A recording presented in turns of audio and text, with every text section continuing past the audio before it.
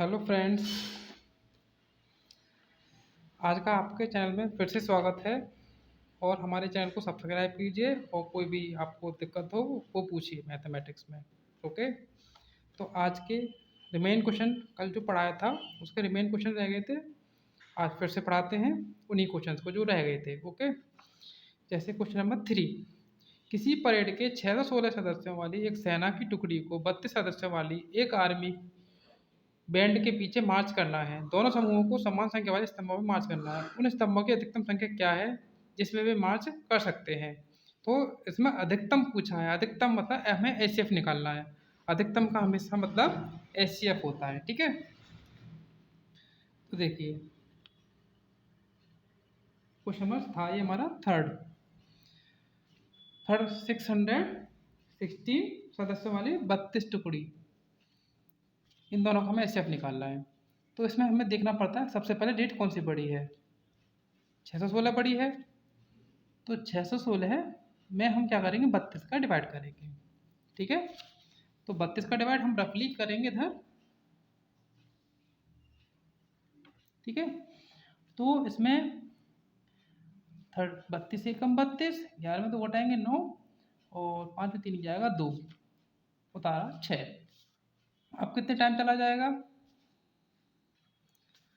हाँ जी, तो अब नौ बार पढ़ा पड़ेंगे। 32 निम्मा 288, 16 में से 8 आएगा 8 और 8 से इस पर आएगा, तो हमने पहाड़ा पढ़ा 19 बार, शेष फैलाया 8।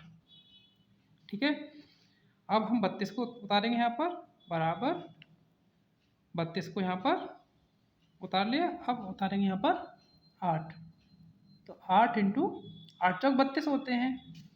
तो ये प्रोसेस तब तक करते हैं जब तक जीरो नहीं आ जाता है। ठीक है, तो इसका मतलब 8 हमारा एचसीएफ आ गया। ठीक है, और ये हमने किससे किया था, लिखेंगे यूक्लिड विभाजन एल्गोरिथ्म विधि से। ठीक है, तो इसका मतलब हमारा जो आंसर आया है वो 8 टुकड़ी आया है। ठीक है, अब आते हैं क्वेश्चन नंबर फोर्थ पर। फोर्थ क्वेश्चन हमारा है, यूक्लिड विभाजन प्रमेय का प्रयोग करके दर्शाइए कि किसी धनात्मक पूर्णांक का वर्ग किसी पूर्णांक m के लिए 3m या 3m+1 का रूप का होता है। ठीक है, तो यहाँ पर क्या करेंगे, हम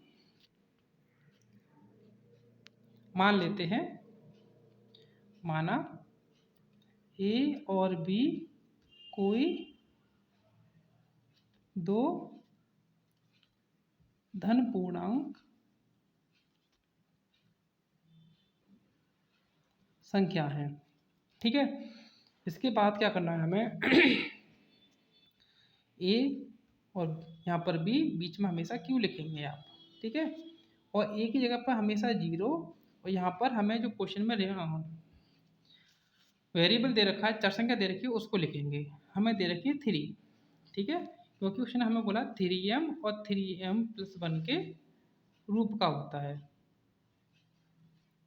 ठीक है, तो m क्या, चर पद का गुणांक जो है 3 है। ठीक है, तो अब q से 3 से छोटी डी सारी लिखनी, 0 1 2। ठीक है, इसको हम 3q+0, 3q+1 और 3q+2 कर देते हैं। ठीक है, अब 0 से कोई इफेक्ट तो पड़ेगा नहीं, 3q+1 और 3q+2। अब क्या उसने बोला था वर्ग के रूप का होता है, तो हम वर्ग के रूप का होता है वर्ग कर देंगे। और आप जानते हैं 3 का स्क्वायर 9 होता है, इसको बेटा हम 3 × 3 की स्क्वायर लिख सकते हैं।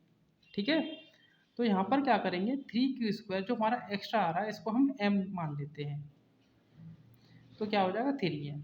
ठीक है, 3m के रूप का हो गया। इसी तरीके से हम क्या करेंगे, 3q+1 का स्क्वायर करेंगे, तो इसमें फॉर्मूला लगाएंगे a² + b² + 2ab।